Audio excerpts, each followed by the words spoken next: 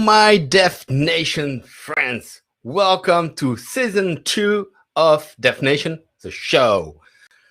Nothing has changed too much. Well, not from my garden today because I had no time to set it up. New shirt, you can see it.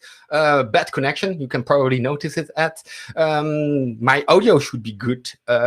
Maybe sometimes I will froze a bit. Let me double check. I'm streaming on I'm streaming on YouTube as well. Okay, so as everyone, as every time, please say hello in the chat. Tell me where you come from. I love to hear that. Really early in the stream, there was already Omar and Piyush. Sorry if I pronounce not correctly your name, that were there. For anyone else, please do a little hello on the chat. We love that. Season 2, I'm so excited about it.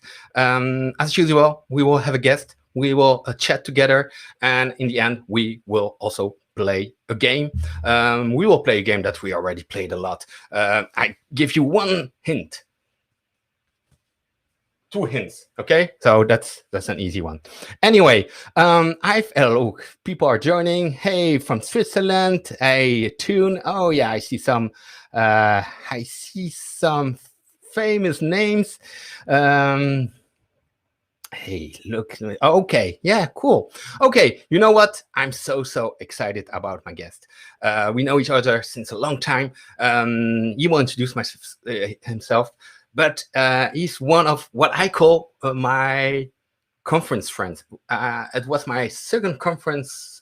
First conference or second conference as speaker ever 10 years ago, and we met together, and since then we only met at conferences all around the world over 10 years. And it's really funny. And that's the first time that we meet virtually. Let me bring him to the stage right now.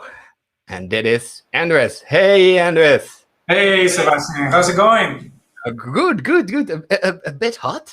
Today it's still summer here in France, so I had the airco open, but I turned it off to avoid any weird sounds. But I'm good. I'm ready for a new year. I had some holidays. I could recharge myself, and yeah, I'm excited about doing new stuff, maybe traveling a bit. It's coming back a little bit. So, but yeah. And how are you, Andres? Well, I'm fresh coming from holidays as well. Just a quick holiday. You might be aware, and some of your audiences may be aware, there are many events, conferences, and on-conference that happen or used to happen in person before our current times. We're hoping that can happen again in the future, right? And one of those on-conferences, one of those that is quite well known is known as Crete in the island of Crete in Greece. Yes. Right. So unfortunately, we were not able to have that conference this year, but a handful of the disorganizers were able to go to Crete last week, and we chatted and we had a good time, recharged batteries, and we laid out plans for what could happen for next year. So we're really excited for the things that can happen in the future. But for the time being, well, we have these online events like DevNation. Yeah. And Crete, I was there in the last edition, and it was awesome. And I remember you warned me. You said, Sebi, it's only in the morning, but at the end of the week, you will be exhausted. I said, oh, come on. Yes. In the morning, we talk a bit, and in the afternoon, we go to the sea. And you were right. Starting day 2, so many discussions, so many interactions. But maybe we can talk about unconference a bit right after. First of all, Andres, introduce yourself to the attendees. The stage is yours. So thank you. So my name is Andres Almiray. I'm a software developer, and I like to say that I'm a true believer in open source. My unofficial title is Seasoned Sorcerer, just because I like to work with source code a lot. Whether that's open source or commercial is still for me is just software. Although I do have certain preference for writing open source code. I do it for a living. I get paid to do that, but I also do it on my free time, just because from time to time I encounter a particular thing that I'm unable to do a search for a tool, and turns out that either the tool does not exist, or it does, but it's missing one final piece for me to do the job at task. And so that's when I just roll my sleeves and start writing additional code, either to supply a patch to that particular existing project, or create my own project, and most of the times just publish it on open source. Because just like I had a problem with this particular thing, there might be others that had the same problem and may be able to find a solution just like I did. Yeah, that's already a great tip for why should we start doing open source. And you spoke about your project. I remember first time we met because we were together in the Groovy Grills community, and you wrote this awesome framework called Griffon. Maybe you want to say some words about Griffon, because it was quite a big project. And well, is it still like? Well, tell me everything about Griffon. It's still there. So it looks like many of the projects in the Groovy community had to have a name that started with GR, because, well, GR Groovy, right? So you have Grails, which is well known. And there was G for Gaelic in the Google App Engine. And, well, Spock was the one that did not follow the same ideas. But then, of course, you have Griffon. And the idea behind Griffon is that, well, Rails and Grails were so big in the web space. Everybody was using some sort of Rails clone or inspired framework, that we wanted to have the same thing for desktop UIs.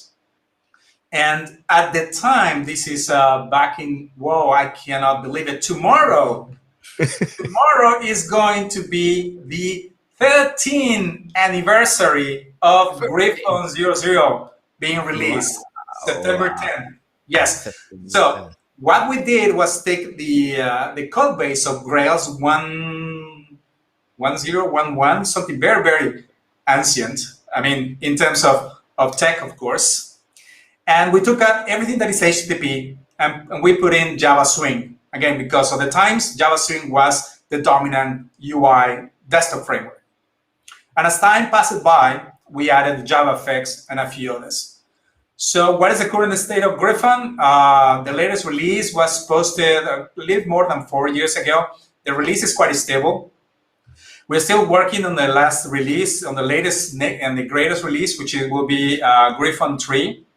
And why we have not released it yet is because it has something to do with what I mentioned earlier. When I need a task and I don't find the tool that can fulfill that task, then either I search for it or I write it. And for most of the things that I need for Griffon 3 to be as flexible and as usable for the vast majority of people, I need a few things that need to change in the build time aspect and in the delivery and deployment. So I've been working in a lot of different small tools that once you put all together, then writing a Griffon application, if you still care for desktop apps, which there is still a set of people that do, then this framework should give you plenty of options. Yeah, I remember when it was released, I used it in my work. I needed a code generator with a lot of inputs, and we didn't want a web app, and we wanted a desktop app. And I was saying, let's give Griffon a try, and we speed up the productivity of the team with this small tool built with Griffon. I even spoke about it at Girls Exchange in London the year after. So yeah, I had a lot of fun with this tool. To be honest, I haven't played with it since a long time, but yeah. Okay, and can you tell me a bit about your current situation, where you work, what you do, and then we will dive into open source and all the rest of it. Yeah. So I'm back working at Oracle. This is my second time at Oracle. So I joined Oracle early on in 2007. So I did the migration from Mexico, which is my second home country. And I moved to the US, to the Oracle headquarters at the time in South San Francisco. And it was a nice time that I spent there, 2.5 years. Then I moved here to Switzerland, where I'm currently streaming from, in Basel. 10 years passed, and I'm back at Oracle. And Previously, I was working with the JDeveloper tool. So again, just building tools for developers. Now I am at the database group. And you might be wondering, wow, that's weird. I mean, Andres, you are known for Groovy and Java and all that. Wouldn't it make sense you were working with the Java team directly? Well, kind of. Yes, of course. But the experience that I bring to the database group allow us, our team, to, well, the idea is to connect better with the Java community based on the projects and the products that put out there. Now, the interesting bit is that, well, Oracle is well known, and because of the database. Exactly. And of course, it's a database that you have to pay a license for with different schedules. Turns out that within the database group, there are plenty of open source projects. It's not just the licensing product. There are many things that are going around. So what we do in our team is talk about those different things, both commercial and open source, all those possible options that you have at your disposal to create solutions for your customers, whether it's commercial or open source. And you just evaluate, and if it makes sense for you, then just use it. Okay, cool. And when I hear databases and I hear Andres Java, I think about JDBC driver. Is that something that you work on as well, or you work with the team that provides the Oracle JDBC driver? Is that something that's... So I don't strictly write code for these open source projects directly. I do have connections with these teams, and so what is actually happened, part of my role has pivoted a little bit in that there are teams that are really willing to put out content as open source, and they have not done it before, so they're just getting started. And there are other teams that have already done it, but they still need a little bit of information or tweaks on the processes or in the build files they create. Because as prevalent as Maven is as a build tool in the Java ecosystem, not everyone uses it daily. And these teams will require some knowledge of Maven if they want to publish dependencies to Maven Central, which is the main server, the main service that most Java developers use on a daily basis. So what I do is help these teams get used to embracing those open source methodologies and tools to make their work much easier, so that I can also deploy with a more frequent way whenever they really need to publish a release. Okay, interesting. And just to close around the Oracle and Java, I'm really impressed by Oracle building since a few months an awesome Java team with Jose, Cedric, Nikolai. It's all the stars are there. It's a good sign for everyone, for the community. I'm really pleased every time I see that. I wonder what will. I'm sure great things will come out from this team, but yeah, I think it's a really good signal for the whole Java community to see that happening. Yeah. Right. So Oracle has able to hire people from within the Java champion community. There are 10 Java champion alumni right now working at Oracle, and there are a few other people that are not Java champions, but they're also well known in the Java community. There are a few others that are coming in the pipeline. So I do know a particular person. I won't say who. That particular person will say something pretty soon. And but I think that it shows there is excitement from both sides, from within the company to keep hiring top talent, and from top talent to go in and work indirectly with the company. Yeah, I totally agree. That's great. It's super great. I heard something you said, open source methodologies. Maybe we can start a bit speaking about open source. Well, you said you teach people open source methodologies. Can you sum up some of those methodologies? What should be your top 3? If you, I don't know how you work, but you probably come in a project, in a team, and they want to set up open source culture, maybe. What is the first thing you tell the people that want to go open source? Well, so once they have this, so I don't have to convince them to go open source. That's a good thing, because that in itself, it might be an easy sell, depending on who you're talking to, or it might be really, really hard to. But once you have passed that, then the next aspect is what kind of tools do you use to publish the binaries, the documentation, to keep up with some, I don't know, some sort of forum, to track issues, to connect with your audience so that you can react better. And one thing that I have seen is not just Oracle, but in many organizations of many sizes, is that when they think about doing open source, it's like, oh, that's not that difficult, that is. We just simply have to make sure that our source code is available somewhere under a particular license, which may or may not be OCI approved, but it happens to be open source compatible. And that's it, right? I mean, either the community will just appear magically because people will be like flocking, oh, this is awesome, we now have access to source X, or you actively promote it. So that's one of the things that we must put forward with a team. Let them know that communities don't happen magically. You have to invest on it if this is something that you really care for.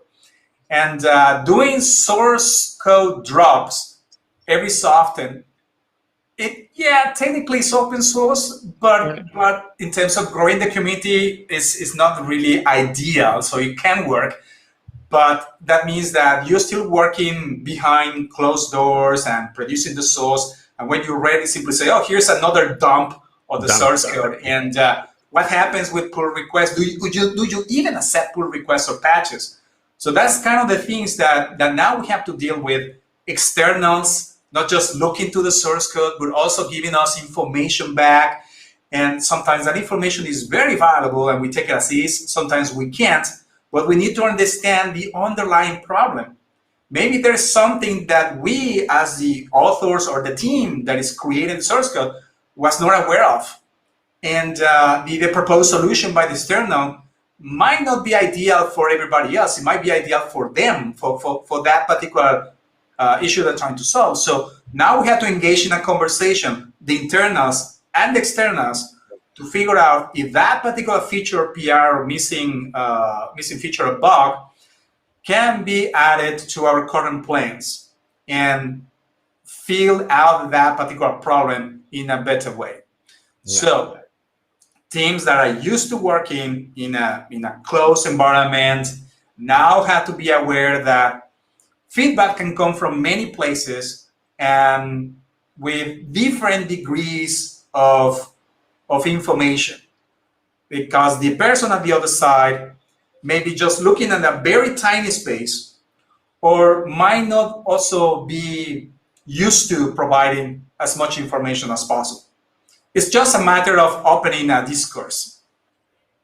Yeah, that's great. And it really resonates with, for me, well, as you know, I worked on a lot of open source projects, and this pull request that solve one particular use case for this contributor, and but that you don't want to include as is because, we don't want to grow too, but still he has made the effort, and then it's all about, in the end, about communication, taking feedback.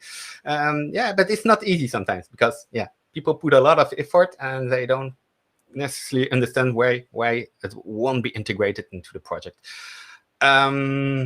Community, you say, so open source is also about building a community. How do you build community? From where there are many ways, but the way that I personally prefer to is, the first one is that if you're producing a project, then be sure that laid out clear and concise build instructions so that anyone else can reproduce a build, and do not rely on an external CI service or some other service outside of your current individual development experience to test out the bits that you just built or that you just publish a patch and you want to figure out if this actually works or not. So having clear build instructions, having the minimum set of instructions and external dependencies. So if you need a database or some other external service, then figure out a way to package that, or so that it will be theoretically as easy as just clicking one button or just running one command line instruction, and then everything gets set up. Does that mean automatically setting a Kubernetes cluster or relying on Docker images? We can get into testing and test containers so that everything gets contained within the project itself. There are many things that just just happen or sprung into mind just by saying, I want my build to be as self-contained as possible. The next thing is your build files. Whichever tool you decide to use, try to make them as easy to understand, as lean, and as minimal as possible with little duplication. There will be times where duplication is needed, and many build files allow you to place comments. So you should be using comments just like we do in source code, in case that something might not be clear. It might be clear for me because I wrote the build tool. Yeah, exactly. But it might not be clear for someone else to figure out why does Andres put that particular task definition or maybe plug in there if I regularly don't see that. What's the point, right? And so that's how you open the door for someone to get used to your conventions, to your builds, so that someone will be able to replicate your build and be able to build your project so that the next time they publish a patch or give you send you a pull request like, yeah, this thing is tested. It's not like I just wrote something on an IDE and then I hope that it works. Okay. Right. Okay. So laying out those instructions, making sure that it's easy for people to get into and get a taste of your project. Writing like a 1-minute tutorial or a 5-minute tutorial. This is something that I really like from Codehouse many years ago. Many of the projects follow a certain structure that in the website, they say, well, here's a download, of course, and this is what the project is supposed to do. But here are links for a 1-minute tutorial and a 5-minute tutorial or X amount of tutorials so that you could get very quickly do a deep dive into that particular technology. Nowadays, well, you have the choices of podcasting and video recordings and a few other things. But if you can go back into that idea of show me what your project can do in 2 minutes, then that is also pretty useful. Yeah, I agree. Lately, Edson, that you know really well, with our manager, by the way, now from the team, he told us, now we will create new videos, but the maximal length is 3 minutes. Okay, so it's a challenge, and we create series of 3 minutes video, but about one feature, like for Kubernetes, what is a deployment in 3 minutes? And we explain it, we show some code, and yeah, it's getting popular. I use what you said about the packaging, make it easy. I think one of your latest open source project is called, and it will also bring us to Java this way, it's called JReleaser. Is that correct? Yes. And I will put the link in the chat. And if you could, well, have the pitch about JReleaser. So if I want to say just one phrase for JReleaser, it's what I like to say is that it shortens the distance within your binaries, the things that you produce, and your consumers. As Java developers, for us, it's very easy to come up with a packaging solution for a project. It's a jar file. You make it executable, off you go. And in recent years, we can create native executables using the Ground native image. Again, it turns out to be just one binary, and supposedly off you go. But I mean, if we just think in engineering terms, you build a binary, put it on a web page, and we expect customers or users just to find the web page. Secondly, select the appropriate binary with the correct versions. And are there any additional dependencies that your project requires to run? Sometimes, again, you may need a database, you may need another service. Right, those things. Now, what else is out there allows you to install binaries and resolve any third-party dependencies? Package managers such as Homebrew, Snapcraft, Scoop, Chocolati, and a few others. Now, these SDK man. So these things allow you to find projects, list information and metadata about the project. Maybe it's the README, there is the release. There is information that is useful for you as a consumer to figure out if that is the thing that you want to use or you need to install. But once you install it, some of these package managers will also resolve additional dependencies. For example, for Homebrew, you can define dependencies. So I need a particular version of Java, or you need a particular version of a database or something else, whatever it is, right? And the package manager will install those additional dependencies if you don't have them already on your system. Now, so as a Java developer, how do I make the leap from building a jar to creating something that can be packaged with Homebrew if I have no clue about Homebrew? Or now do I have to become an expert on these additional package managers? This is where JReleaser comes in. JReleaser says, give me your binaries, jar file, zip file, tar file, which you can produce by hand or using Maven, Gradle, or any other tool that you already know, and supply an additional metadata, which can be done in a various series of formats. So YAML, sorry, Bruno, but YAML is still there, or JSON or TOML. Or you can use the Maven plugin or the Gradle plugin, so you have Maven DSL and a Gradle DSL. Now those will be to your two inputs. And based on that, the tool can decide, I know how you can publish to Homebrew using a series of defaults. And I know also how you can publish to a Snapcraft or create Docker images or do a lot of things, or even finally announcing that your release is ready, can announce it to SDK man or Twitter or Slack or whatever. There are many communication channels. So that's exactly what this particular tool does. And the reason why I created this is because of JavaFX. It's because of Griffon. Okay. We're going back. This is one of the missing things. So if you create a desktop application with Griffon or JavaFX, you have finally a binary. And then what you do with that? You have to put it somewhere to make sure that your customers can find it.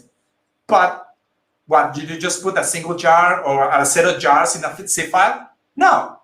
You use a package manager, Homebrew, or you use macOS DMG or a Microsoft installer, whatever it is. So this is where JReleaser comes in, so that it makes it easier for me as a developer to create to shorten again the distance within my binaries and the final consumer. Yeah. I love that. Shorten the distance. Yeah, that makes totally sense. I copy paste the link on the chat. The chat is pretty quiet today, but we have people joining from a bit everywhere in the world. I love that. San Jose, California, Libya, Jakarta, Kazakhstan, Nigeria. So it's awesome, pretty awesome. I love that. People all around the world. That's one of the great things of virtual stuff, is that everyone can join as well. I love going to physical conferences, but let's be honest, with this virtual setup, everyone is able to join, and everyone is, because not everyone can afford a ticket for a conference or travel. So I'm really happy for this kind of thing. And the chat, because we can interact with the audience live. Java, you and Java. So let's finish on Java, and then we, you started with Java. Tell me your story with Java. Oh, that's a funny one. So this was back in college. So I studied college between 94 and 99. And Java came out, we know that officially is May 23rd of 95. So at the time I was writing code in C, and not even C++. Mm-hmm. And I was part of a special computer laboratory back in my college. We had SGI machines, so Silicon Graphics, the big computers that were used for Jurassic Park. I was about to say that about Jurassic Park. Yeah, so everybody was crazy about those machines. So we were lucky to have a laboratory with a handful of those.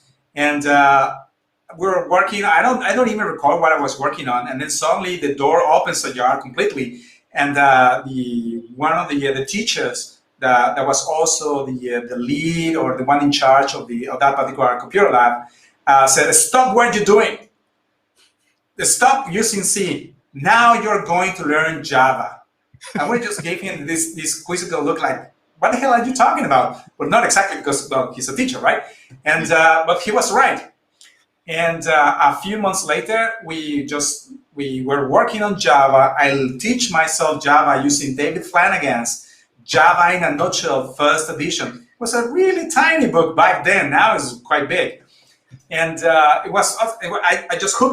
get hooked immediately with the language. So I've been using it since 1.0, since 95. Wow. Yeah. And I'm really happy to see the evolution of the language. And, well, not just the language, but the whole platform, which has allowed for many different languages to emerge. And that comes back with the connection that we two share with the Groovy language. Groovy, yeah. And how did you discover Groovy, by the way? How did you came to Groovy? I did a conference. So I attended a conference in 2006 in July 6th, if I'm not mistaken, 2006 in Austin, Texas. And the whole weekend I was bombarded with Ruby. Ruby on Rails was already all the rage. Ruby this, Ruby that. And I was there just because I wanted to learn more about JUnit. And so it was so much bombardment on Ruby that I said, I need to test this out. But I'm not ready to leave the JVM yet. Is there something that will allow me to run Ruby on Java? Yes, there is JRuby. Excellent. How do I use it with Maven? No, you can't. There is kind of like an end plugin for this, but it doesn't work very well. And I said, no, I'm not yet ready to give up on Maven 2 at the time. So the last session of the day was Ben Katsobrahmanian talking about this other language that sounds very similar to Ruby called Groovy. And it was a native language in the JVM, providing many features similar to Ruby on the Smalltalk, and with a very good Maven integration at the time. So yeah, this is it. Since then, since summer of 2006, I've been using the Groovy language. Okay, awesome story. And about the language itself, all the syntax sugar and all the nice stuff, you must be happy when you see the evolution of Java itself, which is slowly catching up of what Groovy was able to provide already 10 years ago almost. Yeah. Okay. And to go on in that, so you are a Java champion like me. Do you catch up with all the releases? Do you try out all the new features that come out in each Java release, like records, sealed interfaces? Are you hungry of that, or are you waiting for Java 17 and then it will be the time? I don't know. Next week. Actually, I do test out some early access releases explicitly because of the build tools themselves. Oracle is running a program called, it's bad, I can't recall the access. It's some sort of community reach out for OpenJDK, so that popular open source projects can test out the builds with the latest early access of the next JDK. So they contacted teams to test out with JDK 17, and they should have done already the same for early access of JDK 18. They've been doing this since late JDK 8, I believe.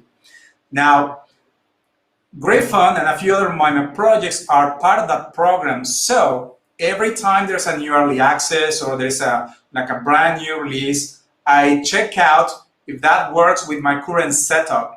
And sometimes I encounter that the build tool settings that I have in place do not work, and that is because either I have a very old version of the build tool, or the latest version of the build tool that I already have installed does not yet support a particular feature. And that's the whole point of this reach out community program, so that we can find these issues much earlier before the next final release of that particular JDK. Okay, interesting.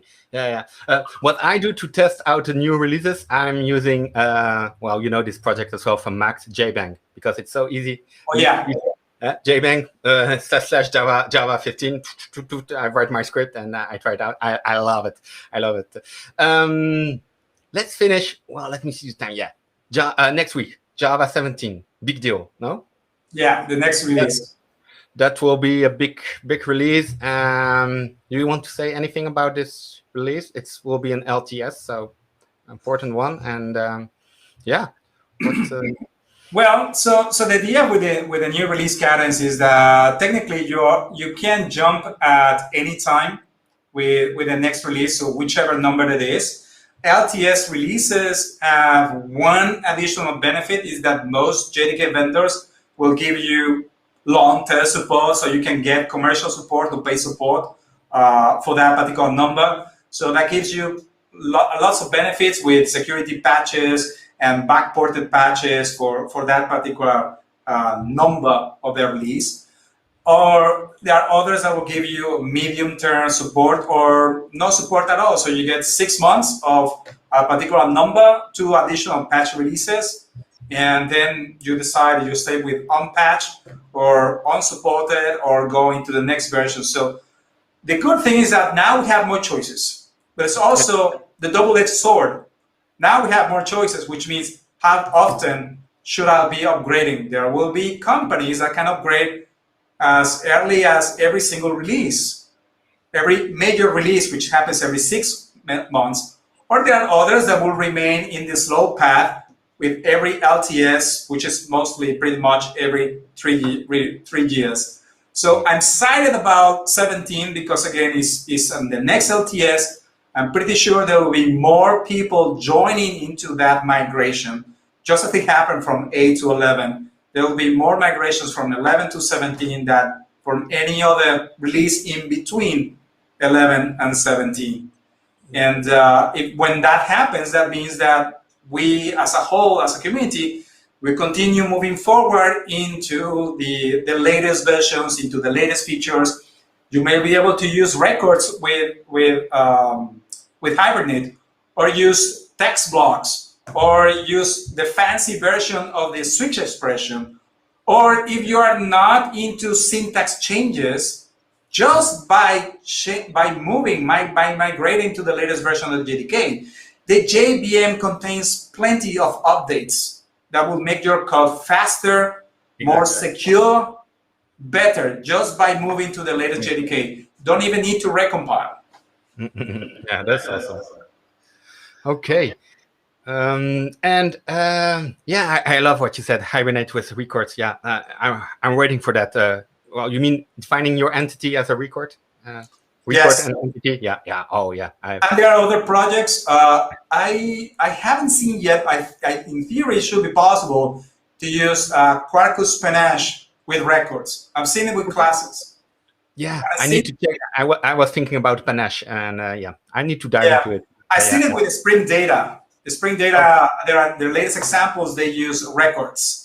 Yeah. So I'm pretty sure that someone at Quarkus is looking at the way to do the same thing with Panache. Yeah, Sana, or all the great people there. Okay. Hey, that's it.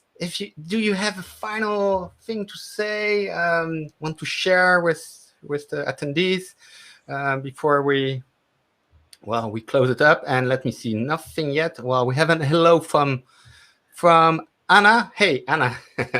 Anna will work together with me in the team. It's funny, my last show was in July, and she was my guest.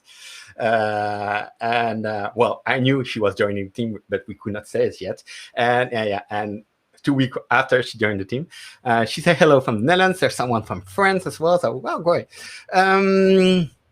Andres, I cannot wait meeting you again in Rio. I don't know when that will happen. If it will be Javaland, or maybe I need to submit for Javaland if it's still open. I don't know. When was our last time? It was Morocco, wasn't it? I think it was Morocco. Yeah. It was Morocco. Yeah. Because that was November and the world closed in March, and I didn't. Yeah. yeah, that's too long. So I really hope I will be able to meet each and you soon and to have some fun. Hey, anyway, thank you so much. It was a great start to start this new season of DevNation with you as guest. Again, full of interesting tips, insights. I loved it. If I may something additional regarding open source itself, this is something that I like to say when I'm closing a session is anyone can contribute to open source. And if you haven't done so already, the easiest and the quickest way that you can do so is that if you encounter a problem with any open source dependency or project that you use on your daily work, open a ticket, file a ticket stating this is not working and give detailed information, environment and whatnot. Engage in a conversation with the other side, let the team know something is not working properly. Or maybe there is something to say, oh, will it be neat to have this feature? Maybe it's a missing feature, whatever it is, right? And that's it. You don't have to do any more other than just start a conversation. If you have the time and the passion, maybe you would like to supply a patch, but start with a failing test case. And that's also very helpful. But you are not obligated to provide source code always for contributing to open source. Just being a helpful voice telling, hey, raising your hand, this is not working, or this is failing, or could you do this better, or whatever it is, just something that can make that particular project work in a much better fashion. And that's how you get started. You might do it once a week, once a month, once an hour. It doesn't matter. It doesn't matter. You choose how often you would like to contribute to open source. Yeah, I totally agree. And this is awesome advice. So don't be afraid. As he said, just opening a ticket is already contributing, is already joining the community. So yes. Yeah. Hey, Andres, again, thank you so much. And well, hopefully see you 2022. Hopefully that might happen. Yeah. Crossing fingers that we all, and as also with members of the audience, wherever you are located, of course, we will be able to reach out to you online, but we also be very happy to see you face to face, stretch your hand, and continue to share the knowledge. Yes, exactly. Hey, awesome. Thank you so much. We're going to play Pac-Man. You can keep in the I want to watch. Yeah, you want to watch? Okay. Yes. You can stay here. Okay. Awesome. You know what? Let me share my screen. How do I share my screen? Yeah, this way. Okay. So let me see how the layout will be. Awesome. Now we are in Inception mode. Okay. So usually, and that's what we do at the end. We play a game all together. And most of the time, I try to integrate crazy games with Kubernetes. So we already played Doom with Kubernetes, where each monster was a pod. We played Minecraft with Kubernetes, which was awesome, by the way, because my services were chicken and a fox, a non-player fox entered my field and ate my chicken, and my service was destroyed in the Kubernetes cluster. So crazy things happen during the game. We play Quake, but there's one game that we play the most, I think, which is Pac-Man, because everyone loves Pac-Man. And I had this game, and I will share the URL with all of you in a few moments. But I use this game to explain Kafka. Okay. And how do I do that? First of all, I have a cluster, and I'm using, by the way, if you have a cluster and you want to do some Kafka, it is the project. This is an awesome project, Streamzy. Okay, the catch line is Kafka on Kubernetes in a few minutes, and believe me, it's true. It's just an operator that you install on your cluster, and within 2 clicks, you can create a Kafka cluster. So that's the first step. And what I have here is, so I get my Kafka cluster running here. You know what? Let's go crazy. Let's destroy my Kafka cluster and let's create it again, because it's so easy. So I got here my operator Streamzy installed. I have a lot of operator, but I have Streamzy here, which is the Kafka operator. And one of the extensions here that I have is Kafka, is create an instance. So I just click here. And let me show you the YAML. Sorry, Bruno. But here I can create a Kubernetes resource of the type Kafka. Okay, and because I have the operator, my cluster will understand that, and it will create a cluster for me. Okay, I can keep all the defaults because it's pretty good stuff. It's free instances. Let me take a look at the workloads here, and we should see here the zookeepers getting up. Okay, once they will be ready, we will see. So they should be ready soon. Let me grab some water. And do you do things? Do you do things, Andres? Not directly, but there is one connection here. I'm using the name connection in purpose, which is Kafka Connect. Okay. Okay. Kafka Connect. Yeah. Yes, the connection is that there is a project called Casey Cuddle from Gunnar Morling. Yeah.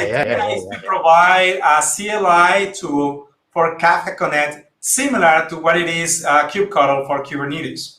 Exactly. This is a Quarkus-powered CLI application, which is released with drumroll J-release. Yeah. Okay, yeah, that's a great. You will be happy. Let me let me go first to the profile of Gunnar, because you should all follow him. If you don't follow him, he's doing great stuff. He's providing so much content on so many different topics. Okay, yeah, probably if you go to his blog post, you should find something about. Let me see. Introducing. Oh yeah, GFR unit. This is one of his latest crazy stuff that he did. So for GFR. Doing unit tests in GFR, zookeeper less, and where I cannot find the link now of his. But people just follow him. He's doing great. It's just like Andres. When he needs something, he write a tool, he write a library that he needs, and he open source it, and he creates blog posts around it. Yeah. And if I'm not mistaken, there is another connection. Gunnar used to work with a Streamsy, isn't it?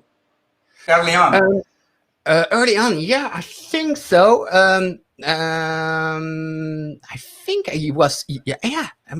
Might be. I'm mistaken, because I remember him giving a conference at Devox Morocco, but 4 years ago about Streamsy. Now he's talking about Debizium and Debizium. And in the beginning, when I started learning all this new stuff, I was mixing up Streamsy and Debizium in my head. But you're probably right. He probably started on Streamsy. Now it's another team. Most of them are Red Hatters. Now it's Debizium, which is also a great project, by the way, if you think about it. But let me see. Yeah, we're good in time. So while we were chatting, my cluster is up and running. Okay, that's cool. And here in my cluster, Kubernetes cluster, using OpenShift, of course. But I'm not here to make any. Let me see. I should have a namespace called Pacman. There it is. Namespace called Pacman. And I already deployed it because I did it in my workshop earlier today, because I always end my workshops with Pacman. And what I basically did is I had two deployments, two pods here running. The Pacman show, which contains the game and which is connected to my Kafka cluster. And every player that will join the game, it will send a message, well, a record on a particular topic, players, okay? And then every time that you eat a ghost in the game, you will score a point, and it will also send a Kafka record on another topic, okay? So you only make points by eating ghost. Keep that in mind. It goes on these Kafka topics, and here I have a second component, the aggregator, which is in fact a Kafka stream. And a Kafka stream, to make it easy, he can take different topics, Kafka topics, filter them, join them, do some great aggregation, okay? And that's what I will do to create a scoreboard where we can see all the players that are joining the game, and we can have some competition, okay? So, you know what? Let me share the link Do you have access to the YouTube channel, or do you want me to share it in the private chat here? Yeah, I don't have the YouTube channel open yet. Look, here in Restream, you have a private chat. Okay, so you can join. Okay, it will generate a username for you. Okay, and we can start playing. Let me start. I will eat some ghosts. Remember, you only make points by eating ghosts. And okay. 1, 2. Okay, and I will open so everyone can play. And in a few seconds, I will open the scoreboard to see if people are joining or not. So let me open the scoreboard and let me see. I'm not so fast. Okay, let me see. What is happening here? Ooh, let me see. Let me try something again. The IT crowd. If it doesn't work, have you tried to turn it off and on again? So let me just, should work. I'm respawning my pod, and he should catch up all the data from the topic. Yeah, I forgot to delete the pod. Should be better now if I refresh. Let me hope. I think it will work. I do this demo so many times. So, oh, there we go. Are you Alan? Who are you? What is your nickname? I think it's LDA2181 or IDA. Yeah. IDA. And yeah. There we go. Yeah, you have 2 points. Dennis is. So we have 5 players. Dennis is leading with 6 points. Who am I? I am Ada398. Ada398. Why are I'm not in the game? Okay, let me refresh. I will rejoin. Okay, and anyway, let's keep in mind that every time that you eat a ghost, a Kafka record is sent. And now, well, we are 6 players or something like that, so it's working really well. But even if there were thousands of players, remember that it's a pretty good. It's running on the cloud on Azure, by the way. I think it should handle without any issues thousands of players at the same time, updating the scoreboard. Okay, and for me, when I start explaining Kafka, it's always funny to play Pac-Man. Are you? Let me see if I'm Guido 32. Let me see if I'm there. Oh, we have a lot of players now. You have 3 points now. 4 points. James 412. Okay. I'm Guido. Guido, I get 6 points. But Margaret 545 has 14 points. Wow. 14. Who are you on the chat? You can. We have some. We can still play a few minutes. And let me see. Oh, we have a question. Maybe we can answer the question at the same time. I missed the question. Seeing that you have been with Java for almost its inception, how's the future like with Java and for Java developers? Maybe while you are playing, you can answer that question. Well, so Java is now officially 26 years older in a few months after May 23rd. Of course, the development of language happened a few years before. Trivia question.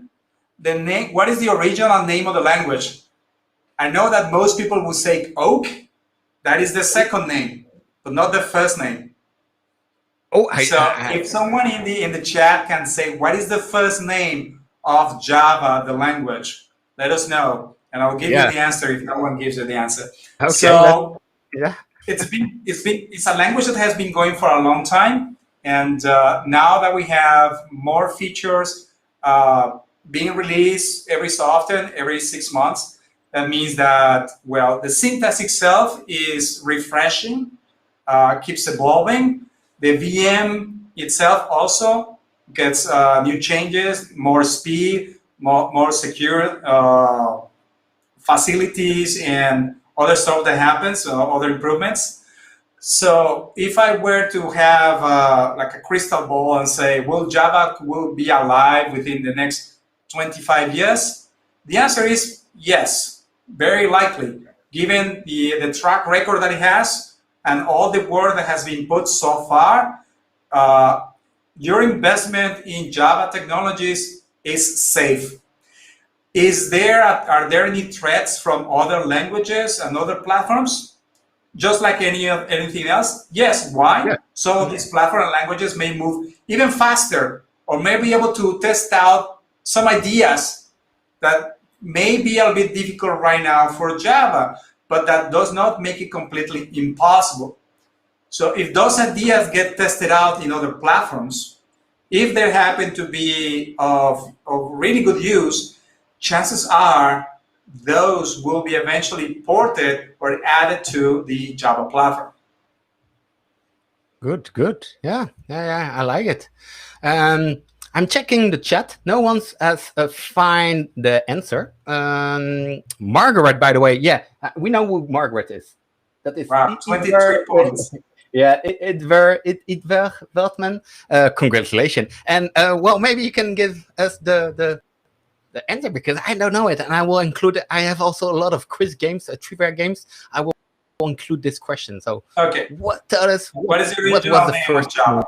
So one thing that we need to remember is that the engineers and developers at that particular point in time, so we're talking 92, 93, they were very happy and very used to working with a different language, another platform called Smalltalk. And it's been said that Smalltalk was the inspiration of many features found in modern languages, just like Java. And I don't recall why the other part of the name is, but the actual name of Java, the first name in Java, is GreenTalk. GreenTalk. Okay. Can you write it down in the chat? Yes. So is green for the color and talk for small talk. Oh, GreenTalk. Okay. GreenTalk. Right. And the mascot was a very funny robot with some googly eyes. Like, I kid you not, there's a very big coincidence. It looks like Wall-E from the Disney movie. Yeah. So that's the only thing that resembles. So that's what happened. I don't recall exactly what was the problem. They decided to rename it to Oak, and there were some licensing issues. There were some previous art related to Oak. The idea, I think it was either Jace Gosling or Bill Joy that had a big oak sitting outside their window, and that's why they chose to use that particular name. If I recall the story. If I'm wrong, please let me know. I probably have completely dream about that. And again, because of that prior art, they needed to change the name again, and they set out to use Java, I guess because they really like coffee. Yeah. Okay. Awesome story again. I'm really sorry, but I have to leave the channel because there's another stream starting in 2 minutes. Again, thank you so much. We will catch up early. Thank you everyone who joined. We're back in 2 weeks. Next week is Tech Talk with Edson as host, so you should also join. Until then, stay safe, have fun, keep calm, and open source. And bye-bye.